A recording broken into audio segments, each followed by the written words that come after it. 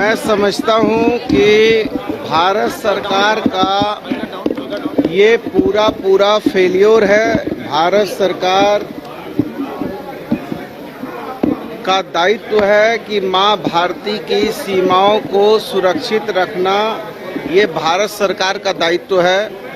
इसके लिए भारत सरकार की एजेंसी बॉर्डर सिक्योरिटी फोर्स काम करती है और यदि बांग्लादेशी घुसपैठी इनके हिसाब से घुस रहे हैं तो इनके गृह मंत्री जी को नैतिकता के आधार पर इस्तीफा देना चाहिए। कल को यदि इनके हिसाब से बांग्लादेशी घुसपैठी घुस रहे हैं तो कल तो आतंकवादी भी घुस जाएंगे। तो who is the responsible person? The responsible person is government of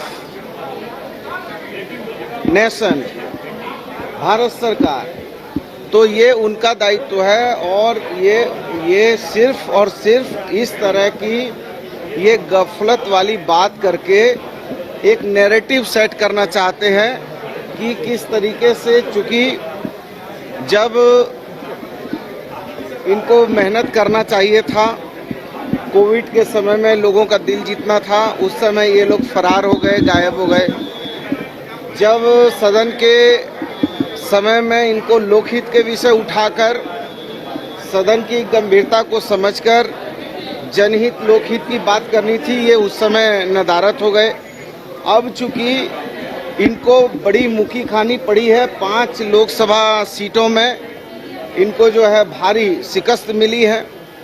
तो पहले इन लोगों ने नैरेटिव सेट किया था 65 पार, तो उसमें आया था इनको 23 और डबल इंजन की सरकार हो गई थी 30 पार।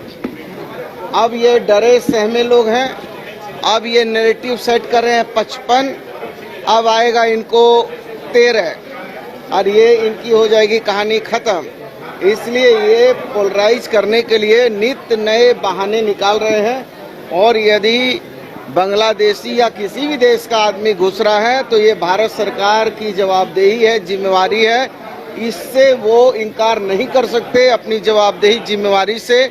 और मैं उनसे भी प्रार्थना करता हूं कि मां भारती की सीमाओं को एकदम सक्षम बनाएं, मजबूत बनाएं और मां भारती की सीमाओं से कोई जो है मां भारती की सीमाओं के अंदर नहीं आने पाए, ये इनकी जवाबदेही जिम्मेवारी है। बाहरियों को नौकरी देने का आरोप लग रहा है, लेकिन राज्य सरकार की जिम्मेवारी है कि उसको नागरिकता कैसे मिल रहा है, वोटर कार्ड कैसे बन रहा है। अगर वो देखिए हो रहे अब तो ये भारत सरकार को तो पहले चिन्हित करना चाहिए ना, उनको बताना चाहिए कि, और फिर भारत सरकार को किसने कार्रवाई करने से रोका है? भारत सरकार को रोका है कार्रवाई करने से?